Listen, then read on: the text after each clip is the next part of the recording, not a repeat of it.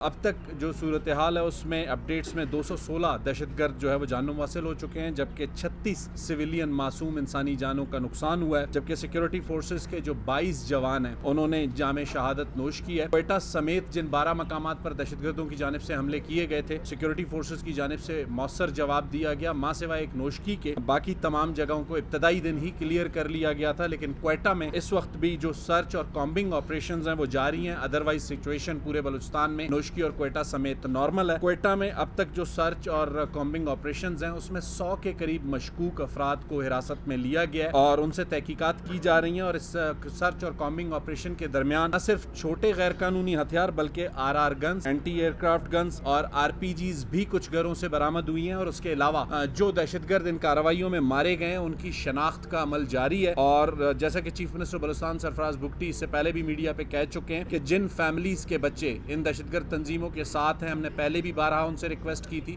کہ اپنے بچوں کے متعلق سیکیورٹی اداروں کو، ڈسٹرکٹ ایڈمنسٹریشن کو یا پولیٹیکل لوگوں کو آگاہ کریں۔ اگر ان کی جانب سے آگاہ نہیں کیا جاتا اور شناخت میں کوئی چیز سامنے آتی ہے تو اس فیملی کے اگینسٹ بھی ایکشن لیا جا سکتا ہے، اور اس کے لیے قانون میں جگہ موجود ہے۔ اس کے علاوہ کوئٹہ میں سیکنڈری کے 8th اور 9th کے امتحانات ہونے ہیں آئندہ چند روز میں، وہ شیڈیول کے مطابق ہوں گے۔ پولیو کی کیمپین بھی جو ہے وہ شیڈیول کے مطابق جاری رہے گی ماں سوائے نوشکی کے، اور جو قومی شاہراہیں ہیں بلوچستان کی وہ تمام کلیئر کر دی گئی ہیں۔ ماں سوائے نوشکی کا ایک ایریا جو ڈسٹرب ہے اس کو PDMA کام کر رہی ہے، اور آئندہ آنے والے 12 سے 24 گھنٹوں میں اسے بھی کلیئر کر دیا جائے گا۔ دیکھیں، آپ ایک تجزیاتی انداز میں سوال کو پوچھ رہے ہیں، میں چونکہ گورنمنٹ کا اسپوکس پرسن یا نمائندہ ہوں جس نے جواب دینا ہے، میں اس پر تجزیہ نہیں کر سکتا۔ لیکن کوئٹہ کی جو سچویشن تھی، ان کا ٹارگٹ تھا red zone. Quetta Balochistan police کے جوانوں نے یا فرنٹیئر کور نے اس ریڈ زون کے قریب اگر آپ ان ویژولز کو دیکھیں تو اس دہشت گرد کو آخری وقت تک اپنی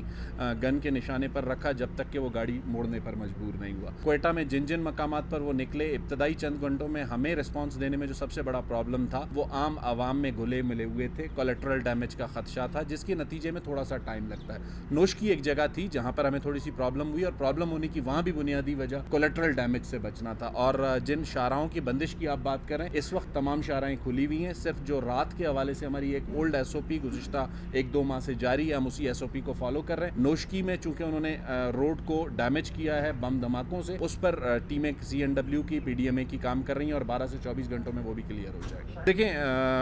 DIG صاحب ٹارگٹ نہیں، ریڈ زون ان کا ٹارگٹ تھا بظاہر جو ہمیں نظر آتا ہے۔ دوسرا، حمزہ صاحب نے ابھی اپڈیٹ کیا کہ جہاں پر صرف سرچ آپریشنز یا کامبنگ آپریشنز ہو رہے ہیں وہاں تھوڑا سا انٹرنیٹ ہو سکتا ہے ڈسٹرب ہو، اس میں تھوڑی سی خلل ہو، لیکن آج شام سے کوئٹہ کا جو انٹرنیٹ ہے وہ ریسٹور ہو جائے گا۔ دیکھیں، جس قسم کی ہم سچویشن میں ہیں اس میں ملٹیپل تھریٹس جنریٹ ہوتے ہیں جنہیں سیکیورٹی فورسز رسپونڈ کرتی ہیں، اور کچھ تھریٹس ہمیں ان واقعات کے حوالے سے بھی ماضی میں تھے، اور اسی کے لیے جب ہم نے جو بھی انیشیٹوز لیے تھے، جس وقت ریڈ زون پہ اٹیک ہوا تو کوئی ایسی صورتحال نہیں تھی کہ اعلیٰ افسران اپنے گھروں پہ موجود تھے، DIG CTD خود لیڈ کر رہے تھے، IG پولیس خود وہاں موجود تھے، تو اٹس مین کوئی تھریٹ یا کوئی ایسی چیز الرٹ ہوئی تھی جس پہ اتنے ہائی آفیشلز وہاں موجود تھے۔ لیکن تمام چیزوں کو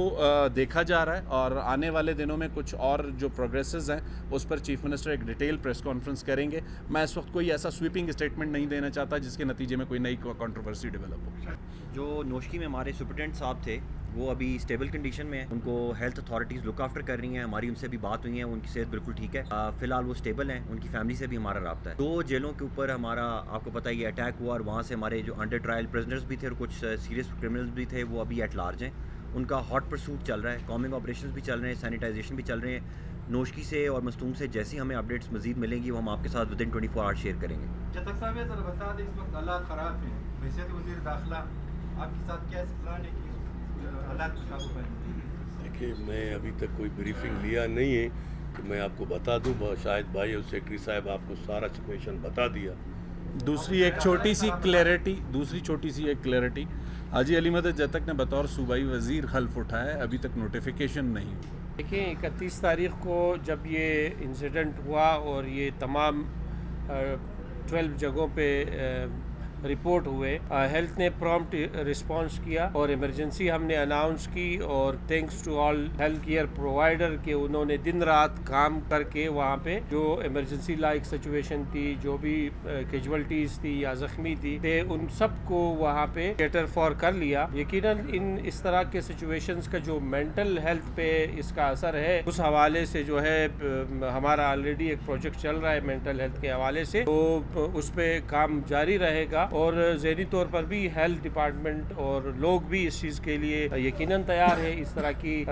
जो सिचुएशन है इसमें 100 के करीब मशकूक लोग अभी तक हमने पकड़े हैं, लेकिन जो थानों पर लूटमार वाले आप कह रहे हैं उनकी हम शनाख्त कर ली है, और चूंकि उनमें अक्सरियत जो लूटमार वाले मामलात में बज़ाहिर हमें सिविलियन नज़र आते हैं, लेकिन उनके खिलाफ कार्रवाई उनकी शनाख्त के साथ शुरू कर दी। देखें ओवरऑल जो कैजुअल्टीज़ हैं वो मैंने आपके सामने रख दी हैं कि अभी तक 216 दहशतगर्द मारे गए हैं, उसके अलावा जो है 36 सिविलियन है और सिक्योरिटी फोर्सेस के 22 एहलकार हैं। ख़वातीन हमारे पास जो है, मेरा ख्याल है जो हमलावर 2 थी ख़वातीन, वो तो टेररिस्ट हैं, टेररिस्ट हैं, उसके अलावा 3 ख़वातीन हैं जो ग्वादर में जो ग्वादर में शहीद हुई हैं, जो सिविलियंस हैं। Thank you.